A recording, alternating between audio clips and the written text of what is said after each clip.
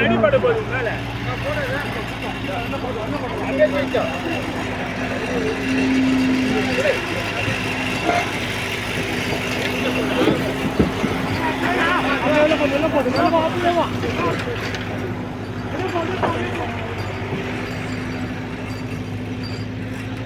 கண்டிப்பா கேப்பிடுதா சுத்தி தான் வரணும்.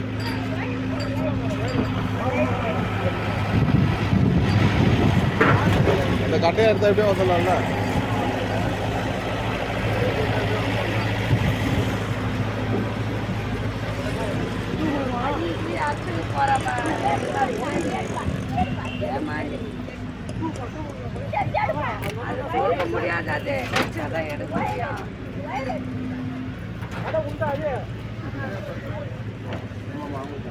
இது லைன் கொடுக்குறேன் லைனா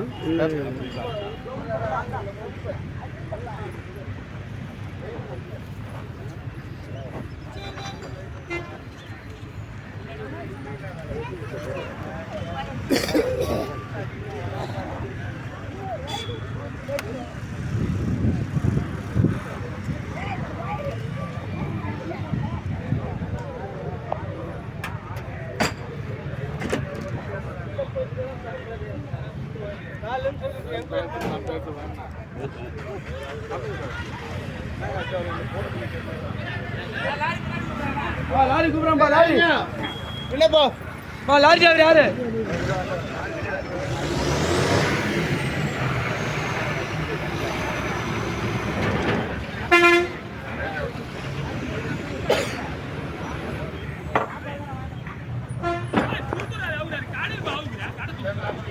அவங்க தான் சொன்னாங்க. அதனால தான் இல்லை இல்லை அதுதான் நான் இல்லை இல்லை நல்லதாக போச்சு. அதனால தான் நீங்கள் சொன்னோன்னே அப்படியே கட்டிட்டேன். அப்படி என்ன கணக்கு போடுவேன் எப்போ அவங்ககிட்டே சொல்லலாம். சரிட்டே கடன் சொன்னால் அவங்க கூட வேஸ்ட் பொருள் அவங்க எடுக்கிறாங்க.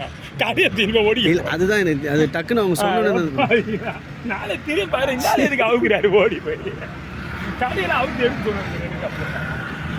போட்டு கடையை திரும்ப இப்போ 20,000 கொடுத்து நம்பாச்சு கொடுக்கணும். விளம்பர பலகை இருக்கக்கூடாது. அது நம்ம அவங்க கிட்ட சொன்னாலே அது கடை சார் சொன்னா முடிஞ்சு போச்சு. ஒரே வார்த்தை மேலே தூக்கி போட்டு கம்பெனி எடுத்துக்க ஒட்டை போடுறேன் போட்டை போடாம அவ்வளோதான் கரெக்டாக. சரி போட மட்டும் எடுத்துக்கிறேன் சார் எடுத்துக்கேன் சார் வயசானவன் நான் தான் பார்த்து உட்காந்துட்டு இருக்கிறேன் பார்த்து செய்யுங்க எல்லாம் எடுக்கலாம் எடுத்துகிட்டு போகல முடியா முடியா தகவா பேசுகிறேன் விட்டு வாங்க அவன் ரப்பா பேசுகிறேன் வச்சுக்கோங்க தப்பி விட்டு உடனே அடிச்சு வச்சு போடுற அடிக்கணும். லைன் எதுவும் தர மாதிரி கேள்விப்பட்டேன்.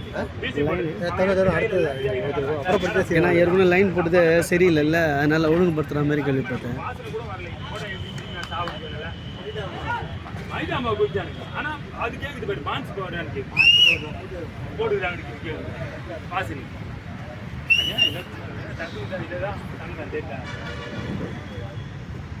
அது பீச்சிங் போடுறதுக்கு பதிலாக சுண்ணாம்பு போட்டாங்க. இது எடுத்துருவானுங்க அப்புறம் பாவம் முறைக்கு அந்த கடையை வருஷம். இல்லை நான் சொல்லிட்டேன் சார் போர்டு மட்டும் எடுத்துக்க ஏதோ வயசாகி நான் உட்காந்து எடுக்கிறேன் இதுக்கு வேறு நீங்கள் எடுத்துதான் எடுத்துக்க. அப்படி இல்லைப்பா இது ரைட்டு பாருங்களேன் வண்டி அடிக்க எவ்வளோ ஆயிருக்கும். 1000 எல்லாம் 5000 ரூபாய் சொல்லுங்களேன். விற்றுருக்கணும் எவ்வளோ பேர் கேட்டான் 10,000 ரூபாய் கேட்டான். இந்த பையன் கூட கேட்டான் சொன்னேன் தம்பி தான் கொடுத்துருக்கான்ல அந்த வண்டியவா அழகாக கொடுத்தா வாங்கிடலாங்க. வேஸ்ட்டாக போச்சு அப்போ யாருக்கும் பிரயோஜனம் இல்லாமல்.